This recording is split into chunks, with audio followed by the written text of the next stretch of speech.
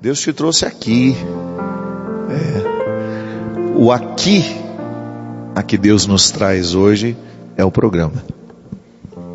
Ele não é geográfico, como nós falávamos na semana passada, numa distinção que nos ajudava a entender a geografia da fé da dimensão espiritual. Muitas vezes o aqui é geográfico. Eu estou aqui no Convento Santa Clara, gravando o programa Direção Espiritual. Você está aí, no seu aqui, na sua casa, na sua sala, no seu escritório ou no seu trabalho. Muita gente trabalha à noite, ou no carro. O seu aqui geográfico é diferente do meu, mas o nosso aqui espiritual pode ser igual, e é nele que nós nos encontramos. Deus te trouxe aqui,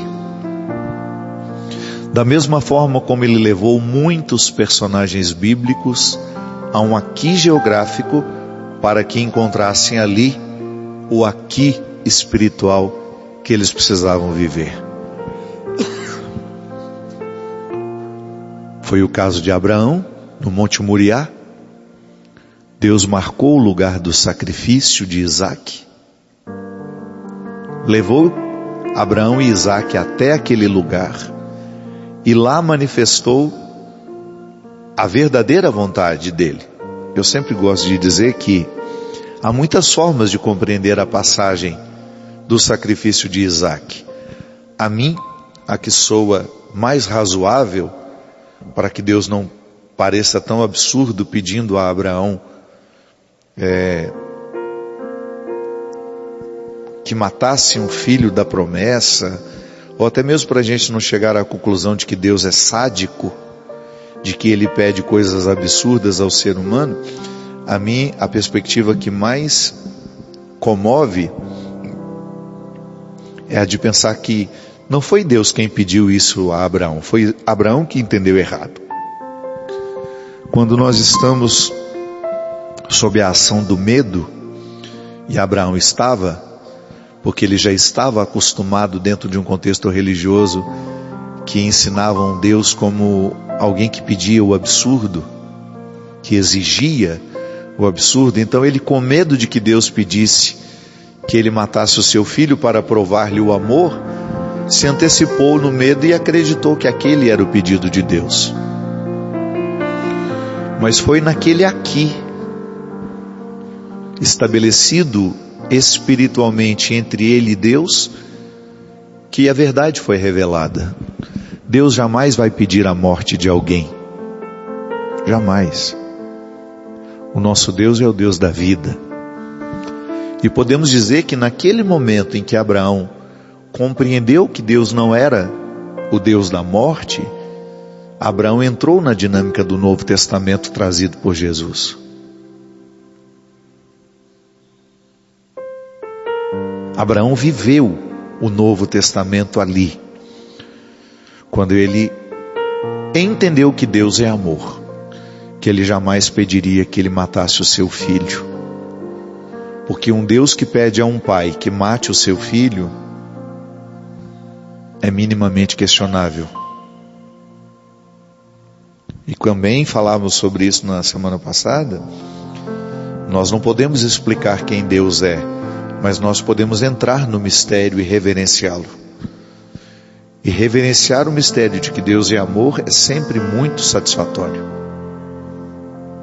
Viver com a convicção: Deus me ama, Deus é amor, e não me pede outra coisa senão amar.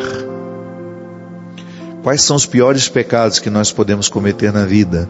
Quando não amamos, quando não somos capazes de amar os que passam pela nossa vida. São as marcas mais dolorosas com as quais nós teremos que conviver. Então hoje o nosso aqui está estabelecido, e Deus quer nos curar por meio dele. Deus te trouxe aqui para aliviar seu sofrimento, quem sabe ajudar a esclarecer suas dúvidas, porque nós sabemos que muitos sofrimentos nascem da nossa incapacidade de compreender a realidade. É verdade. Muitos desconfortos emocionais estão ligados ao desconhecimento das causas. É por isso que na terapia, o terapeuta não tem outra função senão ajudar a esclarecer o que dói.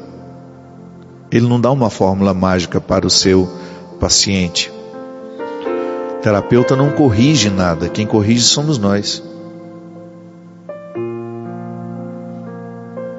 A palavra dele vai nos ajudando a esclarecer, e o esclarecimento vai trazendo paz. Creia-me, boa parte dos seus sofrimentos nasce da sua incapacidade de compreender. Entender uma situação é de alguma forma tomar as rédeas daquilo, mesmo que você não possa alterar mais. Aí é uma outra forma de sofrimento. Mas pelo menos aquele sofrimento que culpava, que amargurava, você deixa de ter, porque você começa a regimentar os motivos do perdão.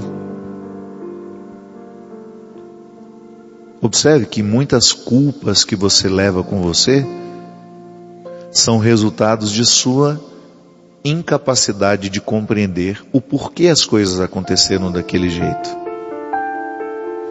É por isso que refletir a vida com os olhos de hoje ajuda-nos a reinterpretar o passado. Que é quando você olha para aquele tempo e fala: eu não tinha a maturidade que tinha hoje, eu errei por isso. Aí você de alguma forma se perdoa. Você não tinha a maturidade que você tem hoje. Você não tem a confirmação do tempo. Você não tinha.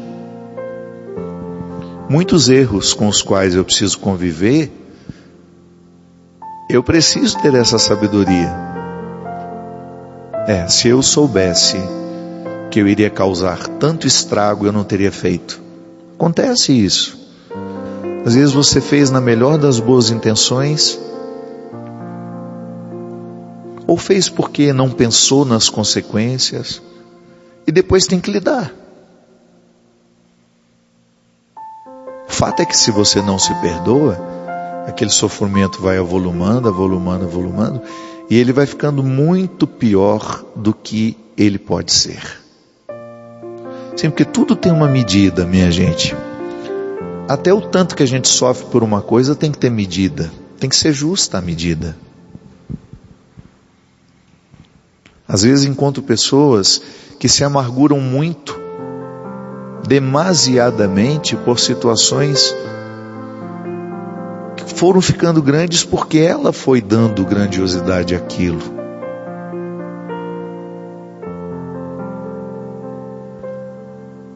Toma cuidado, para você não sofrer além do que é justo sofrer por aquela causa. Hoje, por exemplo, se você tem um desassossego, uma situação complicada com a qual você tem que lidar, e geralmente todos nós temos,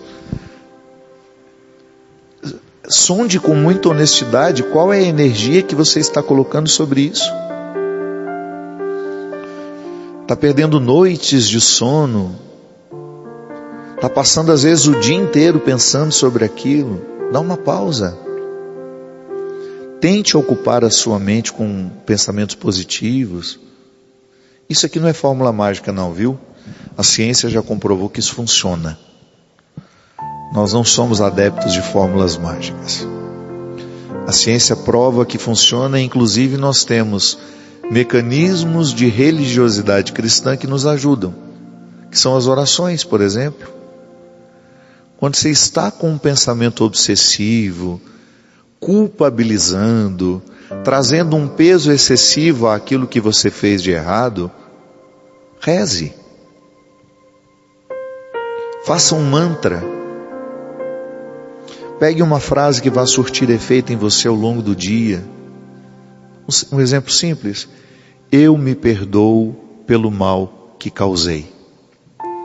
Todo santo dia, toda vez que o pensamento obsessivo vier, em vez de você nutri-lo, substitua-o pela frase: eu me perdoo pelo mal que causei. E você vai vendo o processo terapêutico se estabelecendo em você. Tá certo. Nós dizíamos aqui em outro programa que a palavra tem o poder de nos curar, e tem mesmo. A palavra, ela reordena as coisas. Da mesma forma como ela pode desorganizar, ela pode reorganizar. E quem tem o comando da palavra é você. Por mais que você escute outra pessoa, por mais que você leia outras pessoas, em última instância, é com você que você dorme. O que você diz a você e sobre você é importantíssimo. Muitos sofrimentos são nutridos pelo nosso autodesprezo. Que nós temos a facilidade, digamos assim, de pensar que o outro tem um poder excessivo em nos determinar alguma coisa. Não é tanto assim. Em última instância, somos nós. É com a sua opinião sobre você que você convive. Então, quando você muda a sua maneira de se tratar, é claro que você vai alterar os resultados que você alcança de você. Ilusão, como diz a frase, e não sou eu que disse isso, toda hora, exaustivamente, isso é dito nos discursos motivacionais. Não se pode esperar ter um resultado diferente fazendo a mesma coisa todo dia. Então, se você tem o hábito de se entregar percepções ruins sobre você, é claro que você não vai extrair coisas muito boas. Então tenha a sabedoria de lidar melhor com aquilo que você se entrega. O que você se dá todo dia. De que maneira você lida com você todo santo dia. É aqui que Deus age.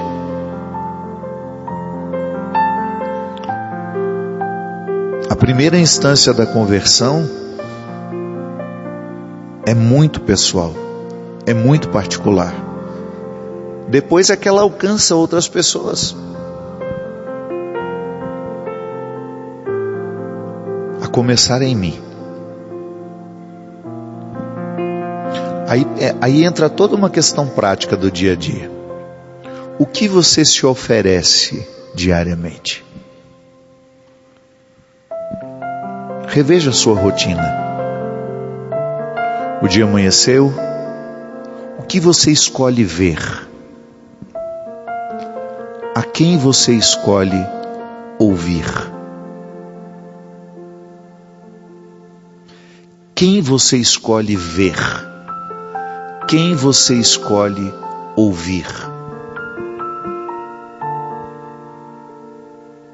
Quais são as influências que você traz para a sua vida?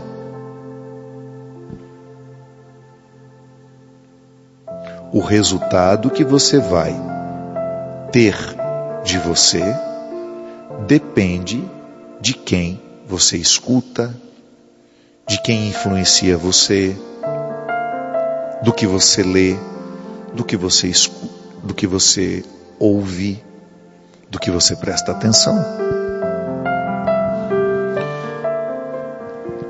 É por isso que a conversão, ela sempre vai fazer uma varredura na nossa rotina.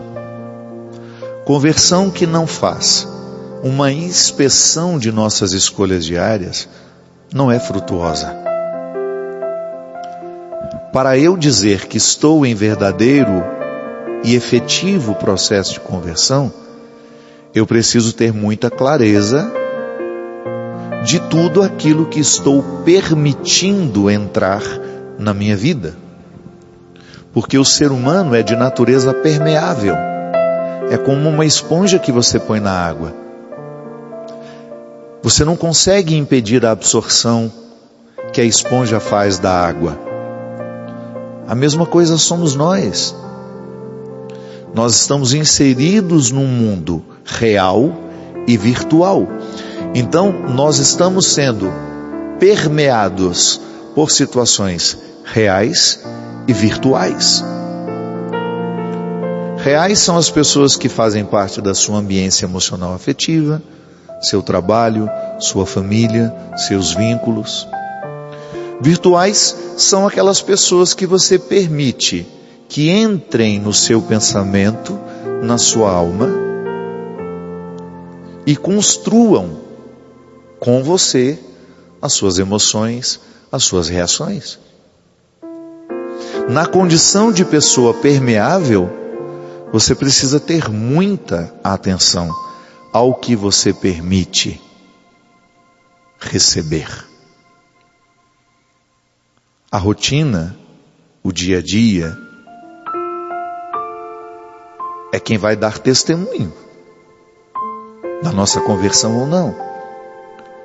Eu estou em verdadeiro e efetivo processo de conversão se eu fizer um filtro daquilo que eu recebo.